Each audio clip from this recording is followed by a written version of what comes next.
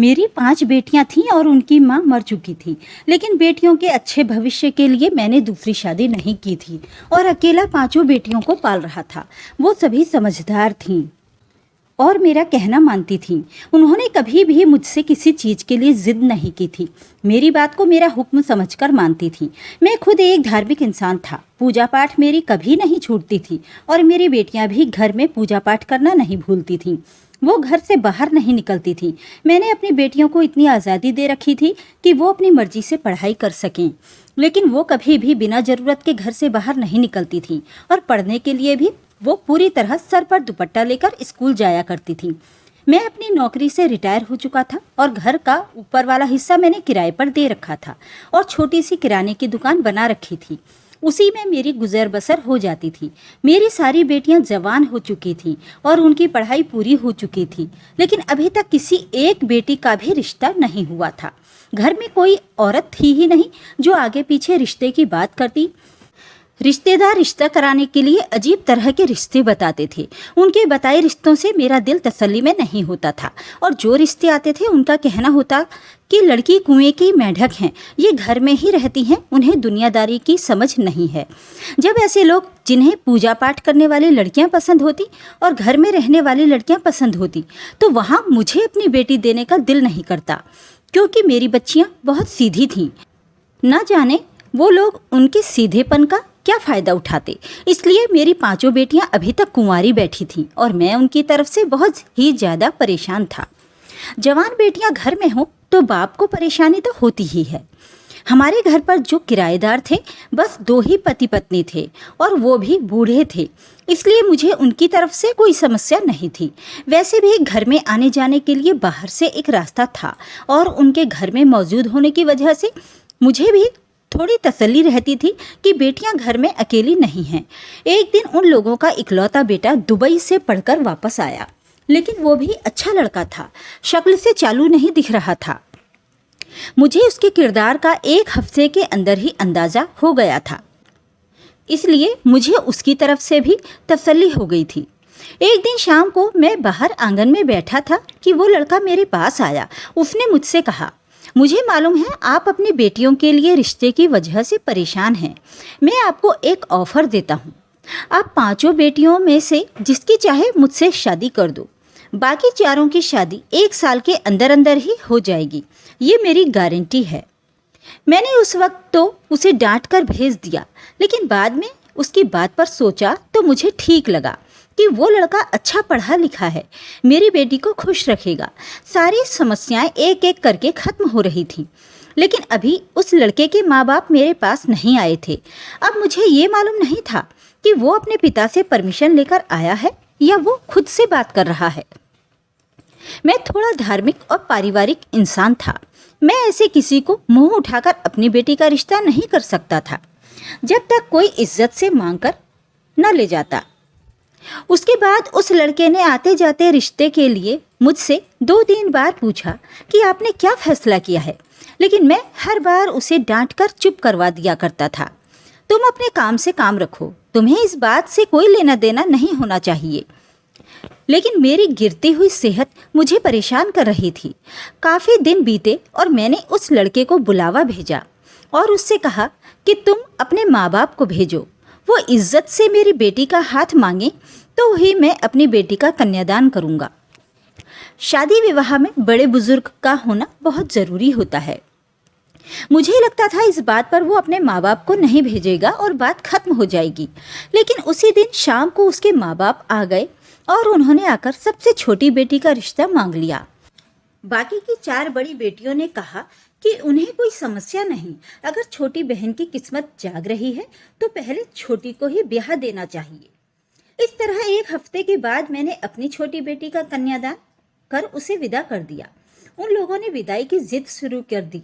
उनको दहेज के नाम पर कुछ भी नहीं चाहिए था, बस सादगी से पंडित जी को बुलवाकर फेरे डलवाकर शादी संपन्न करवाना चाहते थे। बेटी का कन्यादान करने और विदा करने, इसलिए बस थोड़े जानने वाले लोगों को बुलाया और एक छोटे से फंक्शन में छोटी बेटी की शादी कर दी। शादी के बाद मेरी बेटी बहुत खुश थी। उसका मेरे घर में भी आना जाना रहता था। उसके ससुराल वाले भी उससे बहुत खुश थे। उसका पति भी, क्योंकि वो हमारे रिश्तेदार हो गए थे, इसलिए वो खुलेआम हमारे घर पर आ जाता था। लेकिन मेरी बेटियां अभी भी उससे ज़्यादा मिलती जुलती नहीं थीं। छोटी बेटी की शादी के 4 महीने के बाद ही सबसे बड़ी बेटी का बहुत अच्छे घर से रिश्ता आ गया था। मैं तो हैरान था, जिस तरह मेरे दामाद ने कहा था वैसा ही हो रहा था। उसके ससुराल वालों को भी शादी की जल्दी थी, लेकिन दहेज लेने से उन लोगों ने भी मना कर दिया था। बस छोटी को मैंने ऐसे ही विदा कर दिया और उसकी विदाई करने के 4 महीने के बाद ही दूसरी तीनों बेटियों के लिए एक ही घर से रिश्ता आ गया। तीनों लड़के कजन थे, दोनों बार के ही रिश्ते अच्छे थे। बेटियों के भी फर्ज से अब मैं फ्री होने के बाद खुश था और 1 साल के अंदर अंदर ही मेरी 5 बेटियों की शादी हो गई थी। अब मैं अपनी जिम्मेदारी से मुक्त हो गया था। उसके बाद मेरी छोटी बेटी, जो कि मेरे किराएदार के घर बहू बनकर गई थी, उन लोगों ने यहाँ से जाने का फैसला कर लिया था। उनके बेटे की दुबई में जॉब लग गई थी। वो सबको साथ लेकर जाना चाहता था। मैं उनको मना नहीं कर सकता था, इसलिए उसे अपने पति के साथ जाने की परमिशन दे दी। मेरी तीनों बेटियां जो कजनों को ब्याही गई थीं, पहले से ही उनके हस्बैंड बाहर रहते थे। वो उन्हीं के साथ बाहर चली गई। मेरी सिर्फ एक बेटी इसी देश में रह गई थी। मुझे उन सब का ख्याल आता था, लेकिन तसल्ली भी थी कि वो अपने घर में खुश हैं। छोटी बेटी के जाने के कुछ साल के बाद ही बड़ी बेटी के ससुराल वाले भी बाहर विदेश ही शिफ्ट हो गए थे। मजबूरन उनके साथ मेरी बेटी को भी जाना पड़ा। हिंदुस्तान में मेरी कोई बेटी नहीं थी, लेकिन वो सभी मुझे फ़ोन करती रहती थी। बस कभी कभार दिल चाहता कि उनसे मिल लूँ, लेकिन इतनी दूर जाने की मेरी हिम्मत नहीं थी। और वैसे भी वो अलग देश में थी, एक से मिलने जाता तो बाकी सबसे भी मिलना पड़ता। मुझे लगता था कि मेरे पास ज़्यादा वक्त नहीं है। मेरी सेहत ठीक नहीं रहती थी। मैंने घर में एक नौकर लड़का रखा था। 5 बेटियां मेरे मना करने के बावजूद मेरे लिए हफ्ते में कुछ ना कुछ पैसे भेजती रहती थीं और मेरी अपनी दुकान थी और मेरी पेंशन मेरे लिए काफ़ी थी। ऊपर वाला हिस्सा तो मैंने पहले ही किराए पर दे रखा था, लेकिन अब बेटियों के जाने के बाद मैंने घर के नीचे का हिस्सा भी किराए पर दे दिया था, इसलिए मेरे पास पैसों की कोई समस्या नहीं थी।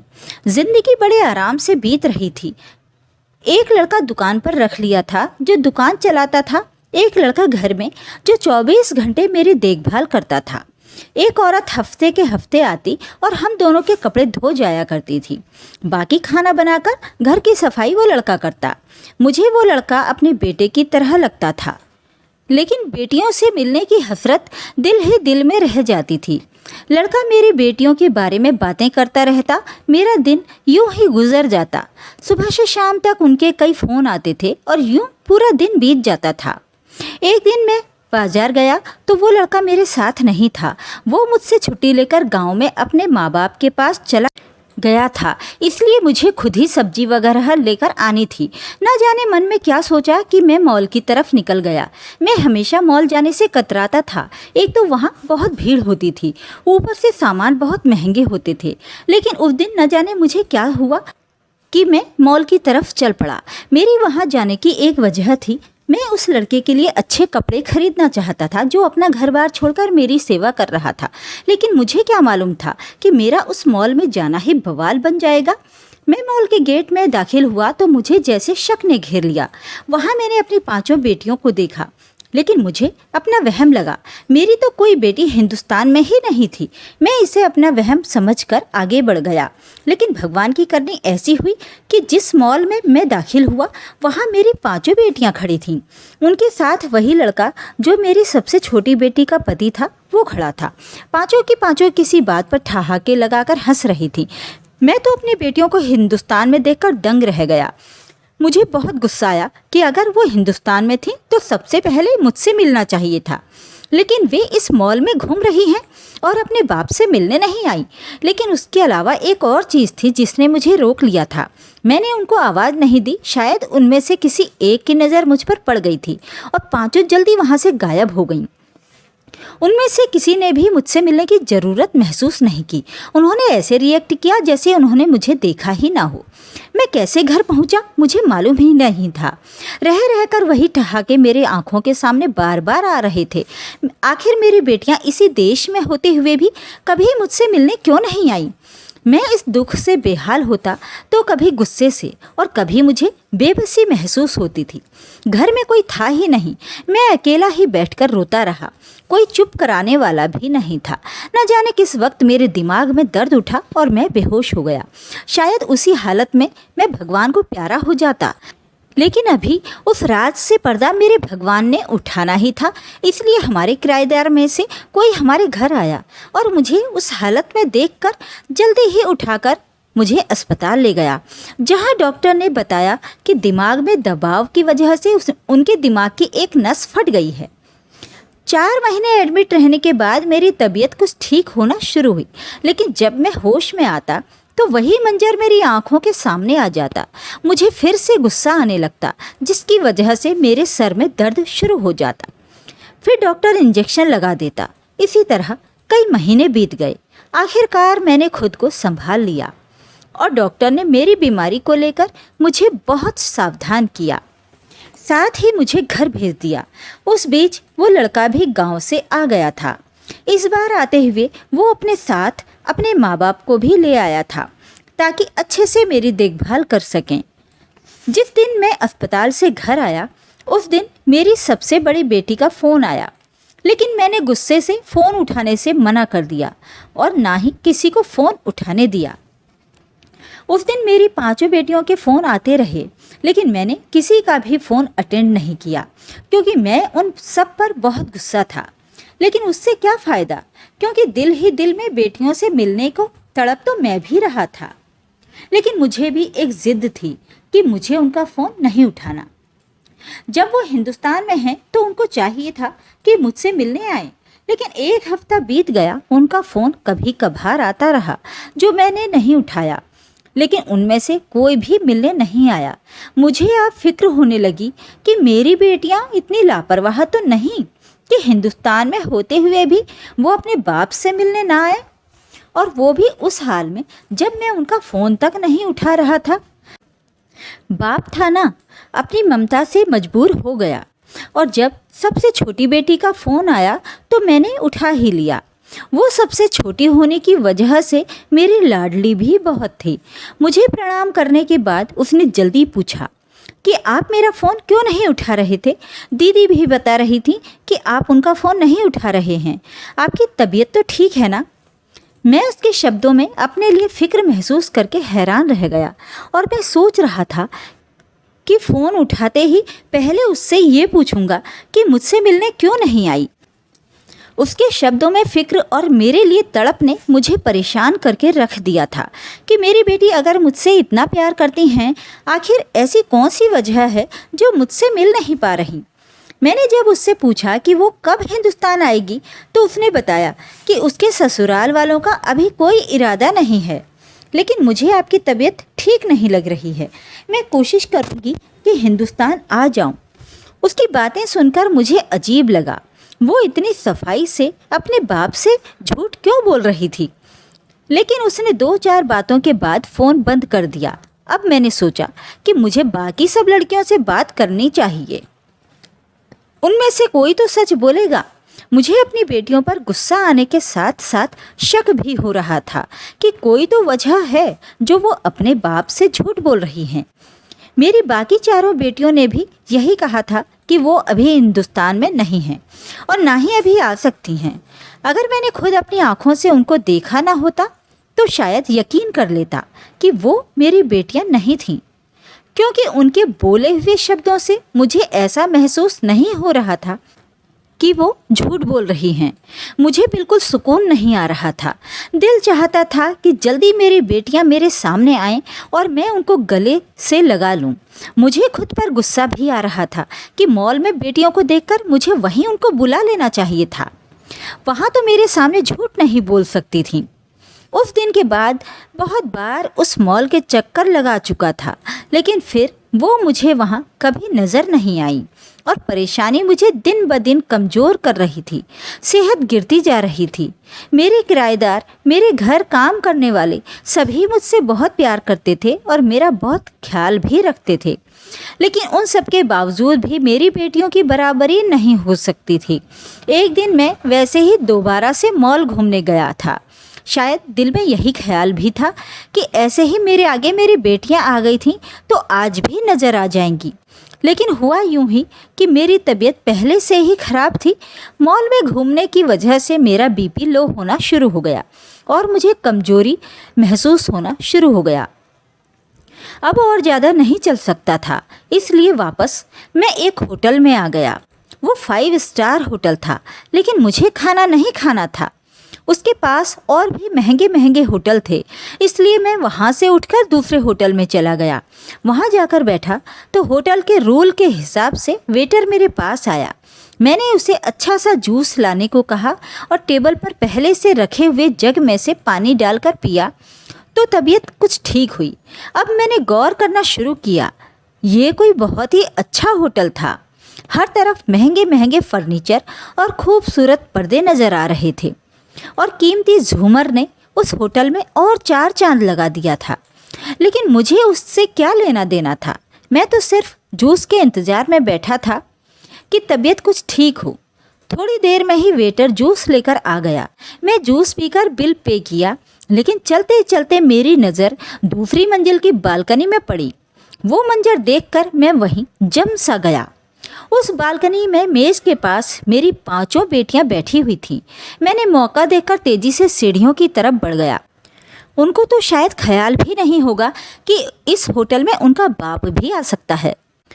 मैं तेज़ी से ऊपर गया और सीधा उनके टेबल की तरफ बढ़ा। मुझे देखकर वो सब परेशान हो गईं, लेकिन उन 5 ने ऐसे रिएक्ट किया जैसे मुझे जानती ना हो। मैंने उनसे बात करने की कोशिश की तो एक बेटी ने मुझे घूर कर गुस्से से यहाँ से जाने को कहा और चुपके से एक कागज़ मेरे हाथ में पकड़ा दिया, जिस पर लिखा था, आप अपने घर चले जाओ, हम लोग घर पर आकर बात करेंगे। उन्होंने आंखों ही आंखों में वादा किया कि वो ज़रूर आएंगे और आज ही आएंगी। मैं जल्दी से घर चला जाऊं। मैं खुशी खुशी घर आ गया। अब मैं बेचैनी से इंतज़ार कर रहा था। थोड़ी देर बाद एक टैक्सी में 2 बेटियां आईं। उन्होंने यहाँ पर पूरे कपड़े पहने हुए थे जैसे वो पहले पहनती थीं। उस होटल में तो उन्होंने अजीब तरह के कपड़े पहने हुए थे। शायद ऐसे कपड़ों में मैंने कभी अपनी बेटियों को नहीं देखा। आखिर ऐसा क्या चल रहा था? उनके आने के 10 मिनट के बाद ही दूसरी टैक्सी आई और उनमें मेरी 3 बेटियां थीं। वो बेटियां जिन्होंने होटल में मुझसे अजनबी वाला व्यवहार किया था। वो आते ही मुझसे लिपट गईं और रोने लगीं। मुझे समझ नहीं आ रहा था कि मैं अब उनसे क्या पूछूं और क्या ना पूछूं, क्योंकि मैं गुस्से में था। लेकिन जिस तरह वो मुझसे लिपट कर रो रही थी, मुझे यूँ लग रहा था जैसे अपने बाप के सीने से लगकर अपनी बेबसी का इजहार कर रही हूँ। बहुत देर के बाद जब जज्बात थोड़े कम हुए, सबको पानी पिलाने के बाद मैंने उनसे पूछा कि ये सब क्या है। वे हिंदुस्तान में होते हुए भी अपने बाप से मिलने क्यों नहीं आती थीं? और वो हिंदुस्तान में क्यों हैं जबकि उनके पति बाहर विदेश में हैं? तो वो अकेली यहाँ हिंदुस्तान में क्या कर रही थीं? उन्होंने कहा कि पापा, आप समझ लीजिए, आपकी बेटियाँ भी जॉब करती हैं। हम जानबूझकर आपसे मिलने नहीं आती थीं क्योंकि हमारी वजह से आपकी जान को भी खतरा हो सकता था। हम आपकी जान को खतरे में नहीं डाल सकती थी, लेकिन आज आपको देखने के बाद खुद पर काबू नहीं रख सकी। मजबूरन हमें यहाँ आना पड़ा। अब उसके बाद आपके साथ क्या होगा हम कुछ नहीं कह सकते। मुझे उनकी बातें सुनकर अजीब लगा। ऐसी भी क्या बात थी कि वो ऐसी बातें कर रही थी? और आखिर बेटियों को अपने बाप से मिलने में ऐसी क्या आफत आ जाती कि मेरी जान को खतरा होता? इसका जवाब उन सब के पास ही था, इसलिए मैंने उनसे ही पूछ लिया कि आखिर बात क्या है। वो भी एक दूसरे की तरफ देख रही थीं। शायद बताने की हिम्मत किसी में भी नहीं थी। आखिरकार सबसे बड़ी बेटी हिम्मत करके बोली कि आपको याद तो है, हमारे घर में जो किराएदार रहता था, उनके बेटे से छोटी बहन की शादी हुई थी और उसने कहा था कि 1 साल के अंदर अंदर आपकी सारी बेटियों की शादी हो जाएगी। मैंने कहा, हाँ, मुझे ये बात अच्छी तरह से याद है। तो उसने कहा कि बात कुछ ऐसी है कि एक दिन हम चारों आंगन में बैठी हुई थीं ऊपर से उसकी नज़र हम पर पड़ गई। हमारी खूबसूरती को देखकर ही उसने ये प्लान बनाया था, क्योंकि वो हम सब पर डोरे डाल रहा था, इसलिए वो शादी के लिए इतना जोर दे रहा था। हमें आसपास के लोगों ने भी कभी नहीं देखा हुआ था। कोई रिश्तेदार तो हमारा था ही नहीं, जो दोस्त थे वो भी कॉलेज तक ही थे। कोई भी ऐसी दोस्त नहीं थी जो हमें घर तक जानती हो। उस लड़के ने 1 हफ्ते के अंदर हमारी सारी जानकारी ले ली। फिर उसने प्लान बनाया और आपको रिश्ता करने पर मजबूर करने लगा। जब आपने अपनी बेटी का रिश्ता दे दिया तो उसके बाद ही हम तीनों की शादी हो गई। असल में जिससे हमारी शादी हुई थी वो सारे के सारे इसी ग्रुप के लोग थे। यहाँ अलग वेशभूषा बदल कर आए थे और जिन लोगों को अपने माँ बाप बता रहे थे वो किराए के लोग थे और उनमें से कोई भी उनके माँ बाप नहीं थे। और जो हमारे साथ इतने साल से रह रहे थे वो उस लड़के के असली माँ बाप थे और इसीलिए वो मजबूर करके उन्हें अपने साथ ले गया था। हम लोगों को विदेश में ले जाकर जॉब लगाने का झांसा देकर दुबई लेकर गए थे। कुछ गलती हमारी भी थी और कुछ आपकी भी। आपने भी शुरू से हम पर बस धार्मिक पूजा पाठ कर लो ये सब सिखाया, कभी दुनियादारी नहीं सिखाई। हमें घर में रखते रहे, हम सच में बोगस थे। आपने हमें ब्याह दिया, हमने उस चीज़ को स्वीकार कर लिया, उसको अपने दिल में बसा लिया। उनको शायद हमारी कमजोरी का पता हो गया था, इसलिए सबसे पहले तो उन्होंने हमें मॉडलिंग और एक्टिंग का झांसा दिया। हमें डर तो नहीं था कि हमें कोई पहचान लेगा, क्योंकि आप टीवी देखते ही नहीं थे। इसलिए हमारा करियर शुरू मॉडलिंग से हुआ था, क्योंकि हम लोग एक जैसी ही शक्ल सूरत की थी और कदकाठी भी अच्छी थी। इस वजह से हम पांचों बहुत ही मशहूर हो गईं। वो हमसे हर तरह की मॉडलिंग करवाना चाहते थे। बहुत से सीरियल और फिल्मों में भी काम कराना शुरू कर दिया था। हमें लगता था कि हम बहुत कामयाब हो गए हैं, लेकिन हमें क्या मालूम था कि हम दलदल में उतरते जा रहे हैं, क्योंकि हम लोग मॉडलिंग के शूटिंग के लिए हर देश में जाया करते थे और हमारे जरिए उन लोगों ने स्मगलिंग भी शुरू कर दी थी, जो हमें मालूम भी नहीं थी। एक दिन मेकअप के बीच में बैग को खोला तो मुझे मालूम हुआ कि मेरे बैग में तो हेरोइन है। वो बैग जो मुझे मेरी फिल्म के डायरेक्टर ने दिया था। दूसरे देश में जाकर तुमने वहाँ के डायरेक्टर को देना है। इसी वजह से हम अक्सर हिंदुस्तान आते जाते रहते थे। ये सब लोग आपस में मिले हुए थे, जो न सिर्फ हेरोइन बल्कि चरस वगैरह भी स्मगलिंग किया करते थे। और जब हमें मालूम हुआ तो हम सब इस सब से बचना चाहते थे, यहाँ से निकलना चाहते थे। लेकिन उन लोगों ने हमें वीडियो दिखाई जिसमें हम सारी चीज़ें लेकर जा रहे हैं और साफ शब्दों में उन्होंने कह दिया, अगर तुम लोगों ने ये बात किसी और को बताने की कोशिश की या हमारे कारोबार में दखल देने की कोशिश की तो ये वीडियो सारी दुनिया तक पहुंचा दी जाएगी। तुम लोगों को दुनिया के किसी भी देश में जगह नहीं मिलेगी और मीडिया और सब तुम्हारे पीछे पड़ जाएंगे। तब हमें सब कुछ समझ में आ गया और मेरे दिमाग में जो अपनी बेटियों के लिए नफ़रत और गुस्सा पैदा हो गया था अब हमदर्दी में बदल गया था। वो तो मुझसे मिलकर चली गई, लेकिन मैं तो बाप था, कैसे हाथ पर हाथ रखकर बैठा रहता।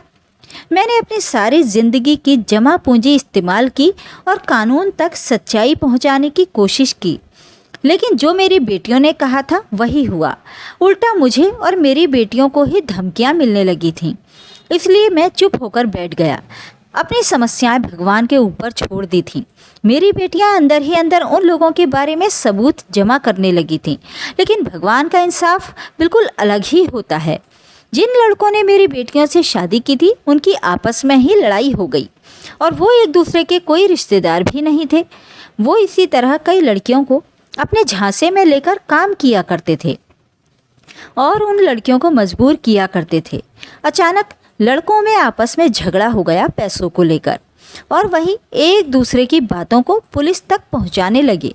हमें उससे काफ़ी फ़ायदा हुआ। हमने भी उनकी तरफ से गवाही दे दी। उन पांचों लड़कों को पुलिस की हिरासत में ले लिया गया और हमने उन लड़कों से डिवोर्स भी ले लिया था। अब बेटियां अकेले बाहर जॉब करती हैं और अपनी ज़िंदगी जी रही हैं। अब धोखा खाकर लड़कियां इतनी कामयाब हो गई हैं कि अपना जीवन अकेले भी बिता सकती हैं। मैं काफ़ी बूढ़ा हो गया हूँ, पर मुझे अपनी बेटियों की शादी की चिंता अब भी है। मेरी बेटियाँ अच्छी हैं, पढ़ी लिखी हैं और जॉब भी करती हैं।